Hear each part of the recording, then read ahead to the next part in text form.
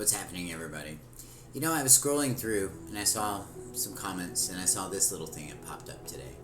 And it says, how to beat criminal charges in admiralty courts. And it gives you this whole spiel of the back and forth. And it also implies that the defendant is going to be able to control the courtroom or control the conversation in the courtroom too. And I'm going to tell you that just never happens. That almost never happens. So, and the reason why is because while you were researching this for 5 minutes and decided to show up to court with this, they've had a whole 30 days or so, and then they've got that little room in the back, see? And everybody gets handed out their parts. Everybody wakes up in the morning, they come to work, they have their little meeting, and they say, this is what we're going to do today, and so-and-so's coming in today, and this is how it's going to be done. So they don't know anything about this. But here's what they do know. They know that at the end of the day, you're going to pay that ticket. And their job, or they're going to convict you of that crime, and their job is to convince you of that. That's right. So, and I actually teach classes on this stuff, but rather than, I felt like bringing the classroom out to the public was a better way to go.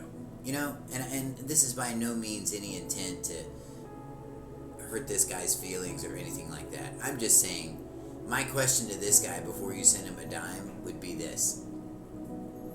Show me the court case. Show me the court case where this worked. Because when you read this, you guys, you can pause this if you want to and take a minute and read all of this.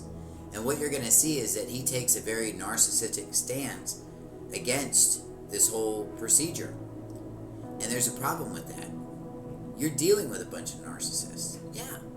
You're dealing with people that will have all the blame in the world in their laps, but no, I didn't do anything wrong. That's right. And guess what he's got? All the blame in his lap, and what's he saying? I didn't do anything wrong. It's not me. Sometimes we can go in and we can just clear up the error rather than starting another fight. And that's exactly what he's doing here. He's talking about bid bonds and all this stuff here, right? So let's go to the second page. Hold on. And here's that second page of that wonderful advice. So then we proceed to go forward, and he starts talking about the bid bond and the payment bond, and he starts telling the judge all about this. Let me tell you something. This conversation will not get off the ground in any courtroom. You can just stop right there. You might get that sentence out if you're old and they're just going to put up with you. But for the most part, they're not going to let you finish your sentence when it comes to this. They won't. And if you guys go and check out my court stuff, you're going to see that I actually do. I'm very affirmative, and I come up and I bring this stuff up. Not this kind of stuff, but stuff that actually matters. And what they'll do is they'll just be quiet. So this conversation right here is just not going to get off the ground. And then you see the judge right here. He says, oh, that bid bond. Acting as if he had, inadvertently forgotten about it. Let me tell you something.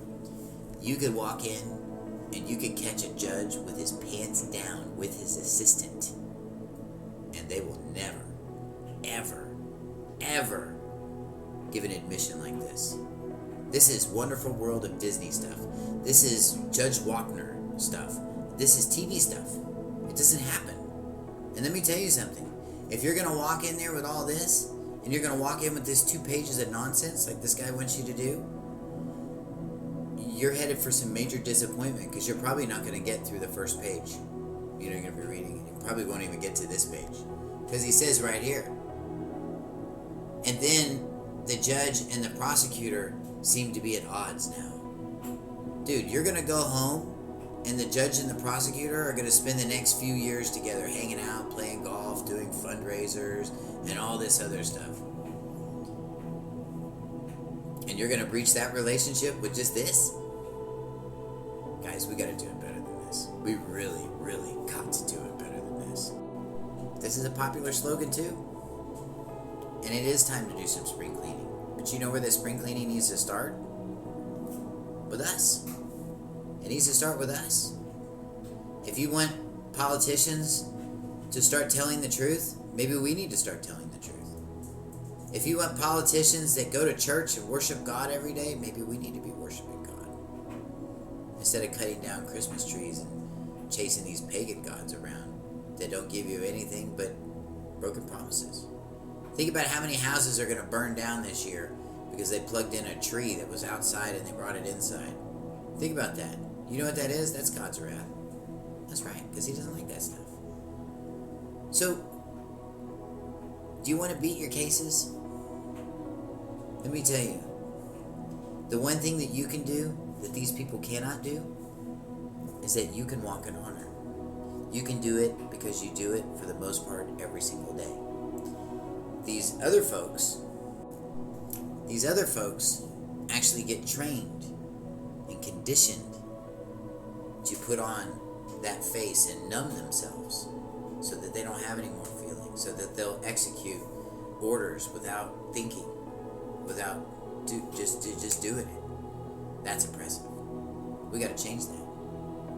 And the way that we change that is that we let the light shine within us. And that light is Yahweh's light. If we're serving darkness and confusion is where you'll be. And a lot of times that's exactly where we are when we go to court. We're in a place of darkness and confusion. Can I tell you? There's a way. There's a better way. It's understanding equity.